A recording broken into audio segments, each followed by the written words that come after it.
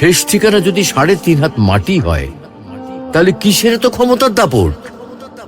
ভোর 5টায় মৃত্যু, সকাল 6টায় জানিয়ে দেওয়া হবে মাইকে, 8টায় শেষ গোসল করানো হবে, 9টায় তোমাকে নতুন কাপড়ে সাজানো হবে, জোহরের নামাজের পরে তোমার আলিশান বাড়ি থেকে বের করে নিয়ে যাওয়া হবে, 2টায় তোমার জানাজার নামাজ পড়ানো হবে, 2:30টায় তোমাকে কবরে নামিয়ে ফেলা হবে। মাটি দেওয়া শেষ হয়ে গেলে কেউ তোমার জন্য দোয়া করবে, আর কেউ চলেও আসবে। এই তো জীবনের শেষ আয়োজন। তো কিসের তো অহংকার, কিসের তো ক্ষমতার দাপট? হ্যাঁ, ক্ষমতা কারোর জন্য চিরস্থায়ী নয়। অন্যায়ভাবে কাউকে ঠকালে একদিন ঠিক নিজেকেও ঠকতে হবে, এটাই নিয়ম। হ্যাঁ, এটাই নিয়ম।